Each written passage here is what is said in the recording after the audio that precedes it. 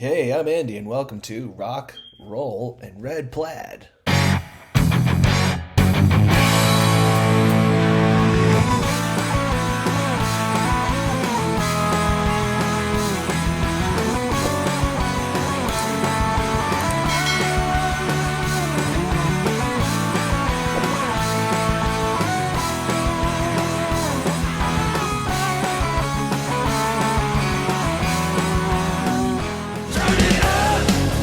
Kick it down. Tonight on Rock, Roll, and Red Plaid, we have blues guitarist Anthony Gomes. Is he blues? Is he rock? Is he both? I don't know. But he's had a Billboard album in the charts for 58 weeks! Let's check it out. You're going to want to crank this one. Yes. All right, Rock, Roll, and Red Plaid podcast. We are here with Anthony Gomes. Hello, thank you so much for joining us today. Hey, Andy, appreciate it, man. Thanks for having me along. Of course. Just before I was getting ready here, I was listening to Turn It Up, and indeed I did. Good. Yeah, we're responsible for a few speeding tickets. Especially with that one, my goodness. Yeah, we've had unfortunately, we can't provide any financial assistance if you've been caught in a speed trap cranking it. Nor is this the country with the Autobahn and no speed limit there, Yeah. That's probably a good thing. Probably.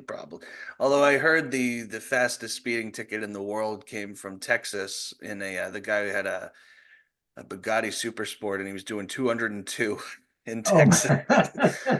Was there an Anthony Gomes CD in the player? I don't know, maybe Pantera or something.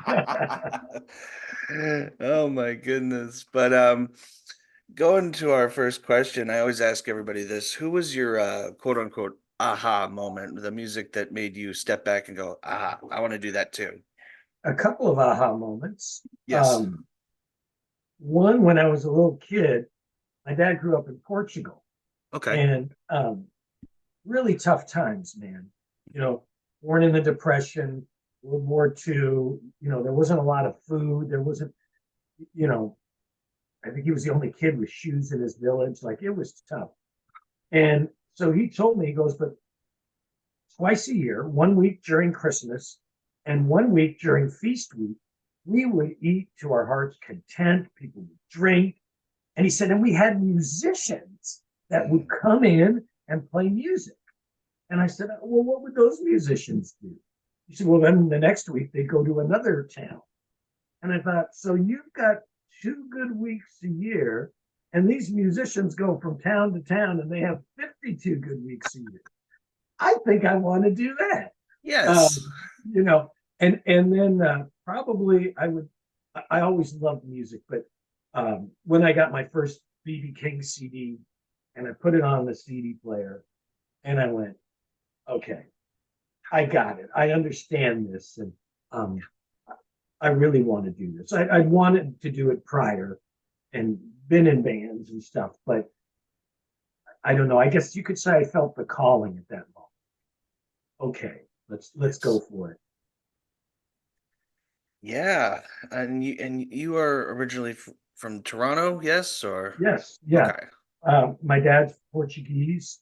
He immigrated when he was 25. My mom's French Canadian, and they met in Toronto. Neither of them spoke English as a first language, so fun times. Yeah, it was, and blues has pockets of popularity in Toronto, but it's not like in Mississippi or anything. No. So, that was gonna be my next question. Is there like a Toronto blues scene where it's like a kept secret or something? Or well, look, we had Jeff Healey that came out of Toronto. Okay, yeah. A vicious guitar player. Yeah. And I think it inspired a lot of people my age.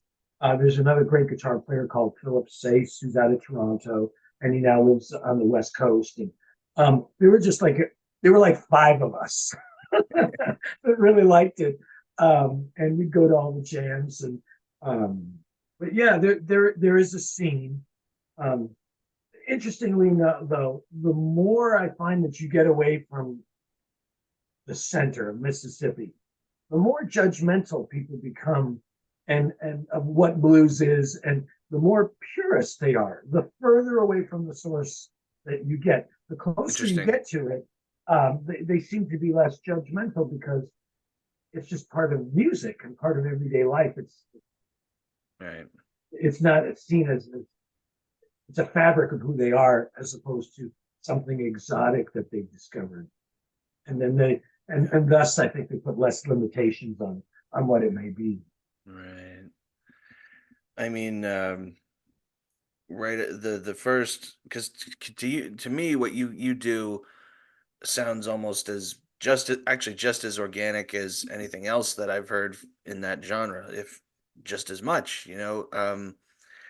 The first song I heard of yours was Hell and Half of Georgia, which to me was just, it still gets in my head, you know. It's it's like the music is very Stones-ish to me. That open tuning is just so Keith Richards, you know. And then your voice almost conjures Bob Seger a little bit in that tune, just enough to go, okay, there's a bridging here that is just so good, and it just really sticks with you. I Thank you. Yeah, of course. Are there any songs of yours that are personal favorites that you feel like you just really hit the nail on the head with? Well, there are a few moments, but I'm such a perfectionist that I Hmm. almost hate everything I do. Right? It's like Oh, I could always do it better, and it could always be better. Um, and and we are personality twins, Anthony. This is you yeah, and me both. yeah. So Sting had a great quote where he said, "You never finish a record, you abandon it." You know, and I sort of feel that way, but I don't want to lose that because Mm. um, I think that keeps me striving to be better. And there's also a saying my dad used to say to me in Portuguese. It's funny. There's a time when you need to shoot the artist. And what that means is, I know it's kind of old school, right? What it means is there comes a point when you're going to tinker with it too much that you're Mm. taking it backward, you know. So I Yeah. try to get it up right up to that point, and I keep thinking, okay, we're going backwards. Let's go to, and Yeah. then it's sort of like, okay, this is the best it can be. Yeah. And only sometimes years later, I hear it, I see a video pop up on my feed because I don't listen to my music after I'm pretty much done recording it. Okay. An exception every now and then. And Sure. then you hear it and you go, oh yeah, not so bad, So yeah, I think there was certain moments on my first album. I had a song called Blues in Technicolor that I Mm. thought was very defining. Um, and then a few records later, I had a song called Darkest Before the Dawn. That was a ballad that, but yeah, I would say that on our latest release is a compilation with a few new songs. And we went back and looked at my back catalog. I re-recorded it, and then Okay. we had Billy Sheehan, the bass player from Mr. Big and David Lee Roth, and Yep. Ray Luzier from Korn play on 5 songs, which Yeah. was this crazy thing of putting a blues rock guy with these virtuoso rock players. It Yeah. sort of like it was really cool. Um, Yeah. and I'd on love that to. album, Ray's amazing. I would love to have him on the show. Really. You know. oh man, yeah, well, he's a very approachable and very nice man. Nice. Cool. Yeah. So, but anyway, the idea, sort of with High Voltage Blues, was I love BB King, I love Buddy Guy, I love Robert Johnson, I love Otis Redding, I love Otis Rush, I love BB King, Freddie King, Albert King. I love all these blues guys, but I also love Billy Gibbons and Richie Blackmore and Metallica and Iron Maiden, and Ronnie James Dio is one of my favorite singers. So all my career, people have been saying, "Well, what are you? I think you're too rock for blues, or you're too Do blues blues for for rock. rock. What are you?" And so I've always felt the blues police on my shoulder, going, Mm. "Oh no, that's too much." Well, on that last record, I said, "You know what? Hell, I'm going to do it exactly how I want it. Am I blues? Yes. Am I rock and roll? Yes." And these are all my superheroes. I Yeah. think that Jimmy Page is as much of a superhero to me as Freddie King. And I don't care. I'm going to wave that flag. Yeah. And Andy, our album was on the Billboard Blues chart top 10 for 58 weeks. I mean, 58. Oh my 58 goodness. weeks. I mean, Ugh. hit number one. I mean, we were the top. It came out in 2022. Mhm. We were in the top 10 selling albums of 2023. Like, you know, I, My dude, I had it at 54, so 58. That's even more staggering. yeah. So the crazy thing is, and for anybody who's listening out there, and this has sort of been a little catchphrase that I've been using is whatever you think is your biggest liability is actually your superpower. Mm, Um, and for years, people have been telling me just how wrong I was and how I just didn't fit and how bad that was. And in actual fact, that's the thing that has created sort of our own lane. So if you're an artist and people tell you what you're doing is wrong, well, they may be right or they may be really wrong. And double down on what makes you wrong I don't listen. before I it just becomes like, right. do I like it? Boom. If you don't like it, that's cool too. Yeah, you gotta be honest, Yeah. and you've got to serve. How can I put this? So there's a lot of people who I really respect, and they say this. They say you have to almost be selfish with your art, and if you don't like it, then don't do it, and you're more important than anybody else. And sometimes people say things in exactly the opposite manner, but they're actually saying the same thing. It's two sides of a coin. But I totally disagree with that statement. And Mm, there are some people who I really respect that say this. I serve two things. Firstly, the music. Absolutely. I am not the master of the music. I am a servant. And when it's 3 a.m. in the morning, and music is inspiring me when I want to be sleeping, I get my ass out of bed and I pick I up a do too. guitar I and do I write the too. song. And I am not in control of music. Okay. The No. minute I try to control music, the minute I say that it's all about me, that's when all the crap music comes out and the insincere stuff. The second thing that I serve are the fans. Mm, They pay our bills. If I'm playing, and some people say you can't serve the fans. Pardon my French, but I say I serve the fans because if I am doing a gig and 500 people paid $40 to hear Darkest Before the Dawn, I'm playing that song. yeah. I may not feel like it, but I'm playing it. Yeah. That being said, you have to serve the music first. And sometimes serving the fans means you're not doing exactly what they want. But Yeah. never am I doing this for myself. The I am not in control. I'm not, it's all about me. I'm absolutely a servant. And the why do I do this then? Because it's such a thrilling ride to be a part of all of this. It's such a wonderful thing. But never is it at my convenience, never is it at my comfort, and Mm, never is it about me. It's about the music and it's about the fan. And I yeah. and I've been seeing a lot of very enlightened people saying that um no, it must be about what you are about. And I'm in service of the music Yeah. and the fans. So it's not about me. So okay, soapbox. I'm off of it. It's okay. That's why I love when this stuff comes out because Billy Sheehan had I think I had about 15 questions for him, and it's okay that we didn't get through all of them because he was just so thorough with his answers. I'm like, I love this, please. And he was like, Right. I don't know. I'm like, no, please let it go. It's awesome. Yeah. Um, guitars and gear. We love guitars and gear.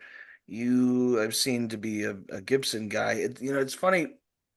I've always said the Firebird is really hard to rock. Like Right. unless you're Rick Derringer or Johnny Winter.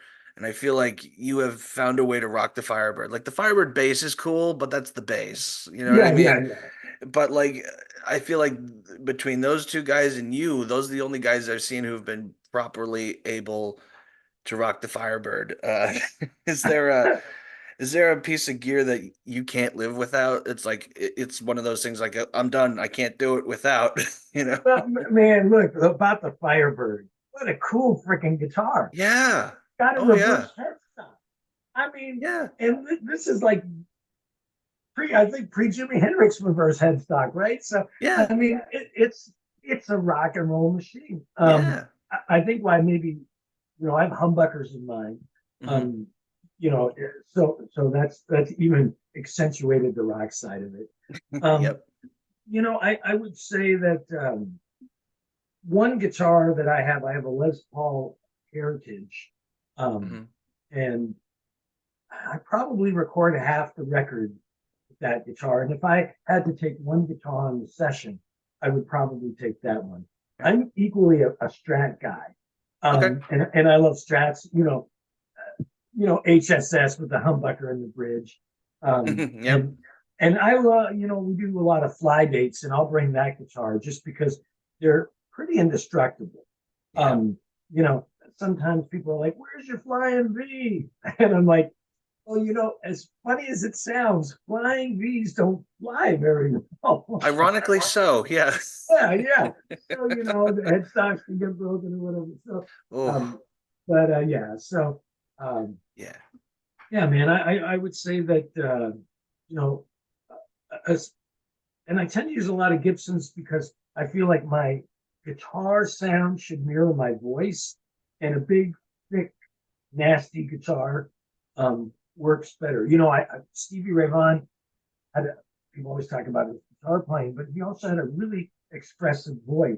Mm. It was sounded more like a Strat to me, the way that he sang.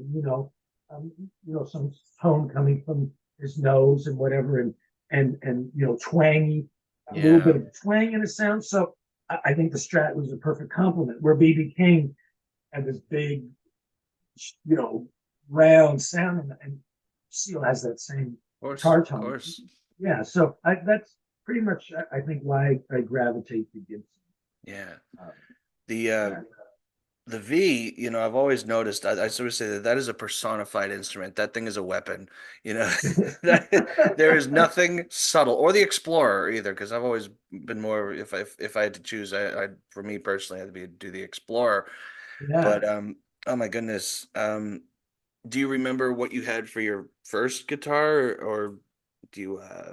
Well, so anyway, my dad surprised me with an acoustic guitar for my birthday. Nice. I think I was a real nerd. I think I wanted a computer, and he got me a guitar, and it was a Yamaha acoustic. Okay. And so I started to save money, and I wanted an electric guitar, and I didn't know much. I was, some teenager, right? Yep. But the only thing I wanted is this guitar had to have a whammy bar, Oh right? yeah. I mean, come on, Oh yeah. you need you I'm right got there two with you. licks, but then you got two licks and a dive bomb. Okay, I mean, there's two licks you got. So my first guitar was an Ibanez. You're gonna love this, an Ibanez Destroyer, which is their Explorer model. Phil Collin from Def Leppard had a version. Now, this was like he had two. He had the high dollar one, and this Yep. was the entry level one. Um, Mhm. and it had three pickups, three humbuckers. It was black with cream accent. Wow. Man, I thought I was Eddie Van Halen. Then I tried to repaint it, and I destroyed that guitar time. But I sort of wish I had it back, man. It was a Yeah. really cool guitar. Somewhere I have a like a Dean Strat knockoff that's like two humbuckers, and me and my father painted it, and we were trying to do the Van Halen stripes, but we wound up using these like day glow orange, green, and yellow paint, and it wound up looking like those colors, but in the style of the Union Jack paint design. So Okay. it's a very bizarre looking instrument. But the funny thing is that the guitar was like $70, but I put like $200 pickups in. So it's like I don't even play it now. It's just kind of like a showpiece. I'm like, man, I should take those pickups out and put it into something I'm using. Yeah, yeah, yeah, yeah. Man, that's crazy. The other day of a guy, and he was chasing tone, and he wrote to three of the biggest guitar boutique makers and asked them, "How did you achieve guitar tone?" A warning: this is nerd guitar talk. We Oh, won't we're go all for too it. We're all Okay, for it. and you got to check this video out, Andy. So all three guitar luthiers Hmm. wrote back with drastically different answers on what made guitar tone. So he got a cheap guitar and an expensive guitar, and he put the good pickup in cheap guitar. And what he noticed was the biggest variable in tone was the height of the pickup relative to the strings. Yeah. And then he took this to he took a workbench and made one workbench the bridge and the other one the tuners. And the guitar strings were just against open air, like between the two benches. And he put the pickup, just the pickup against the strings. And I'll be damned, it was like 97% is good tone. Oh, So that's great. yeah, so but the devil's in the details, right? The Mm. last Oh yeah. 2% of things. So but yeah, you gotta, if I can find the link, I'll send it to you. It's I crazy. please do, yeah. I have been an Ibanez guy for almost 20 years. Almost since like I've been playing coming up on 20 years, and I think it like when I was 12 or 13 I got an Ibanez. It was like my first like really really nice electric. It was kind of like one of those things like, okay, you're putting in the work to play the thing, now you can get a nice one. That kind Right, of thing. right. Yeah, Do a yeah, little yeah. work. So what got you on the Ibanez? Was it an artist? Was it like It Steve Vai or it Satriani or was it was Satriani, really. Even it's not so much that it's like, oh, they're playing it, therefore I must. It was the tone they were achieving through those products that was accustomed to my ear. right, right. So now what do I use? I use my RG, which is just a fixed bridge actually, because at these days I play really hard. It's like, I can't have the Floyd and play the way I do. Right. I feel like somebody, um I forget the term they used. It's like, how does your guitar not disintegrate when you're done? I'm like, oh, I don't know, but that's the craftsmanship of Ibanez, I Right, guess. right. Um, through a Marshall dual super lead and very minimalistic pedal board, wah pedal, tube screamer, maybe a flanger or a phaser. That's it. Yeah, That's it. yeah, man. That's Yeah, all you need. that's all I need. And two hands. Yeah. Two hands. Really I important. mean, the only variable from that is wireless because I am a klutz, an absolute klutz. I can relate. I can Yeah, relate. that's almost like if I stand still or relatively still, I'm fine. But if I'm doing something and I'm bouncing around, if there's just a cable, chances are, I move around a lot, so my cables would get like twisted and coiled up, and yep, then if you're going this way and you're rocking out, you're moving yep. around, then you got Hmm. to like move around in the opposite way to get your You cable. get this spiral thing going on with the cable. Yeah. Looks like a So, tornado, Coriolis effect, right? yeah. So, your audience has no idea that part of your stage moves is like micromanaging your cable. so, but Yeah, yeah. But yeah, and it's so funny because for years now wireless units are finally at a good place. yeah, But I mean, for the last 25 years, I've been buying wireless units, and people would say, the technology's improved. Okay. I take it on a gig and go, I can't use this. This is trash. And then I bring it back, 5 years later. Okay, wireless technology is now at a place where it sounds great. Okay, I take it on the gig.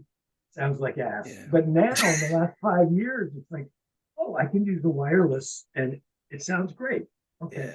yeah. So yeah, thank you. Of course, yeah.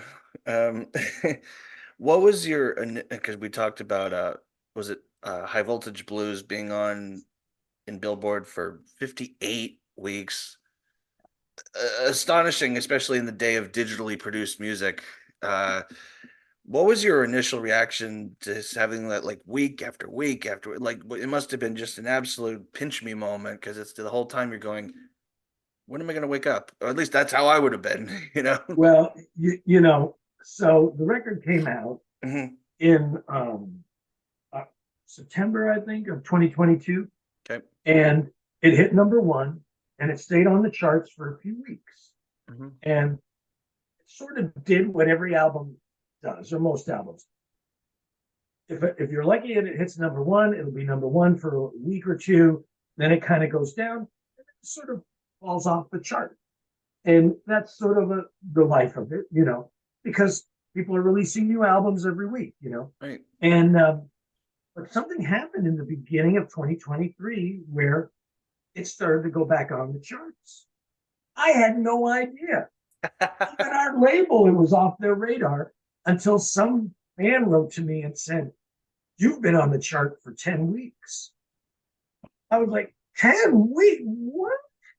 So I Googled it and I saw the chart. I'm like, I called their label. I said, "We've been on the charts for 10 weeks. Oh my God." My girlfriend and I went out for a fancy dinner to celebrate. Hey, as you do. 10 weeks. And then next thing you know, it's like, wow, maybe it'd be cool if it 15 weeks. It hit 15 weeks. 20 weeks. Well, that's another dinner. Come on, let's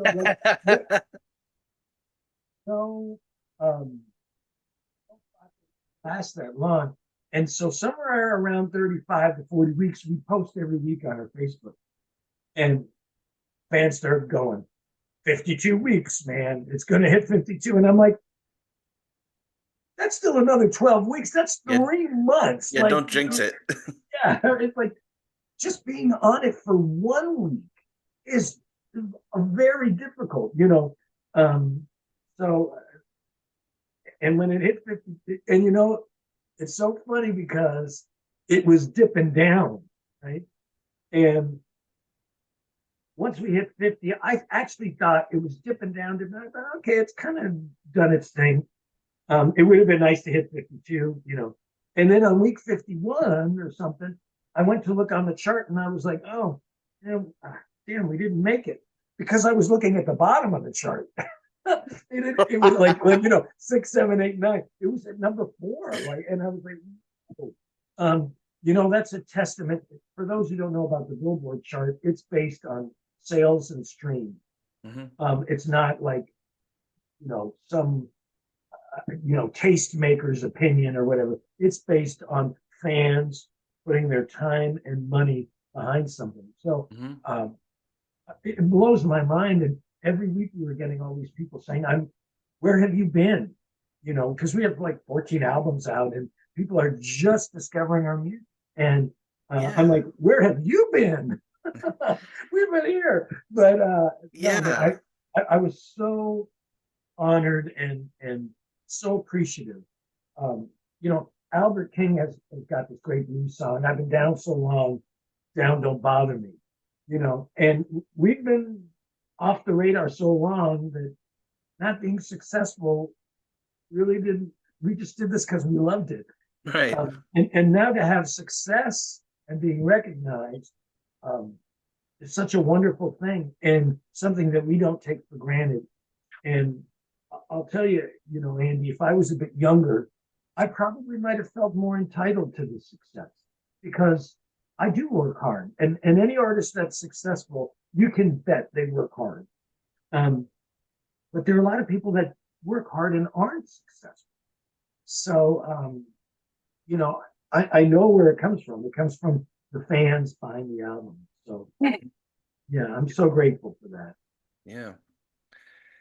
Um, I mean, I'll tie this in to my next bit here. Bit question. That's one of my comic now.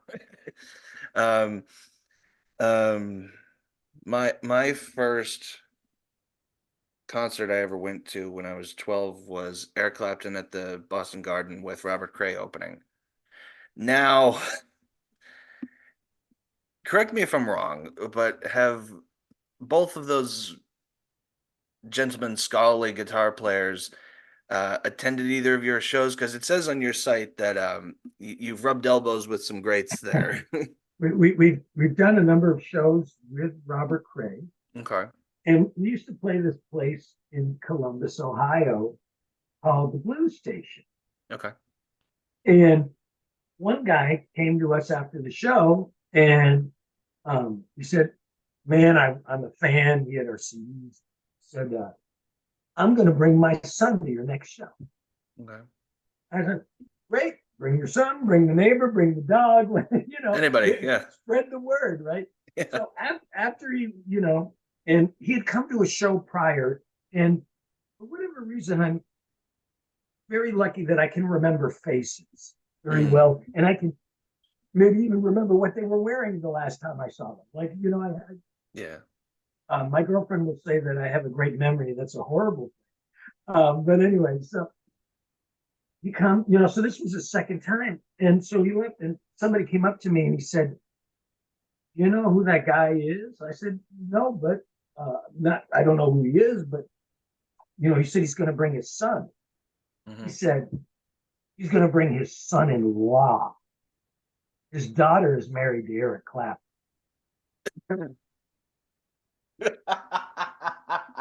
So What?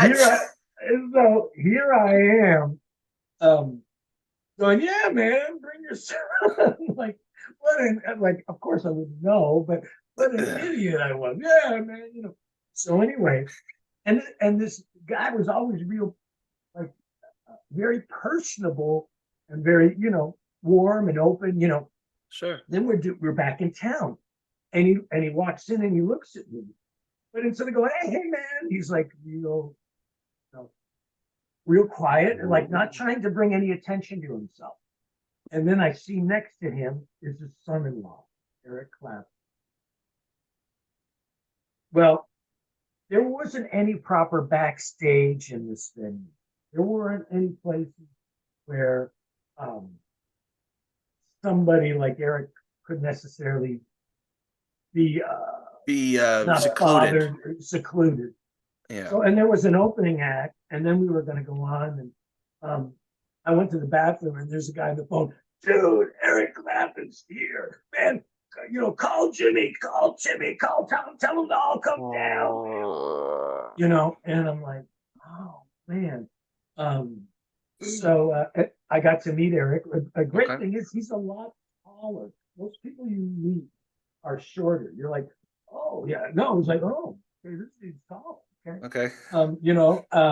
Very nice, very polite, very on, no rock star thing. And I said the Nice. same cliche thing that everybody says.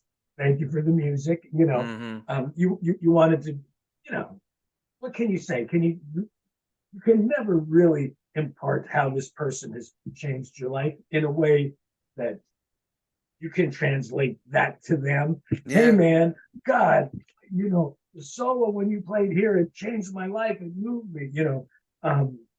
There's not Eric's enough got words in time. there's not enough words and time, and that's a reaction I've had to his art, but Hmm.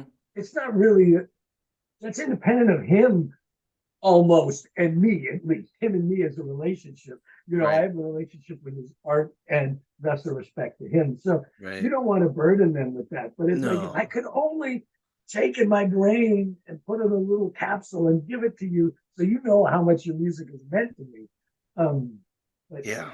you can't do that, or then you just look like a weirdo. So you say, thank you for the music. And then it just got too hairy and he had to get out of there. But Yeah. it was really cool, man. Very Really cool. cool. And I'll tell you what. And so this was a while ago. This was 2006. Same And year I saw him, actually.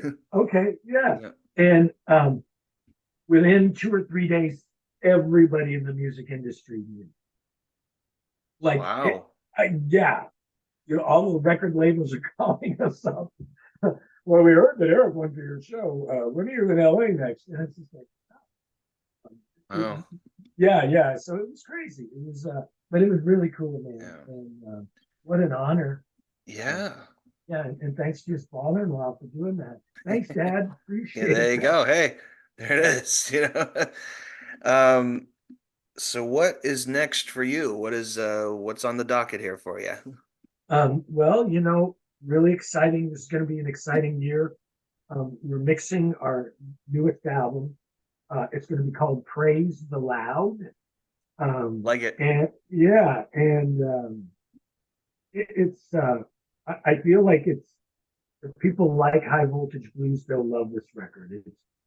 It's bluesier, it's rockier, it's dirtier, it's nastier, There you um, go. darker. Yeah, yeah. So Nice. I feel like it has some of my best guitar playing on it and best singing. So um, I'm anxious to introduce the world to it, you know. So yeah, it's cool. And keep doing what we're doing, man. Keep going out there, meeting the people, All right. bringing people together in the spirit of blues rock and roll and putting All smiles right. on people's faces. Right on. Hey. Hey, thank you so much for coming, and this will be out soon. And thank you again so much. This has been Hey, great. man, it's so nice to meet you, Andy, Nice to and meet you. thanks for accommodating us, and all the best to you and continued success, and Thank you. keep rocking that Ibanez, brother. I'll have to send you some of my stuff, you know? Yeah, I'd love to hear it. I Yeah, would, thank you. absolutely. Yeah. All right. Thanks, man. Well, thank you for your time, Andy. Oh. Enjoy the day, brother. Alrighty. Everybody talking all over town.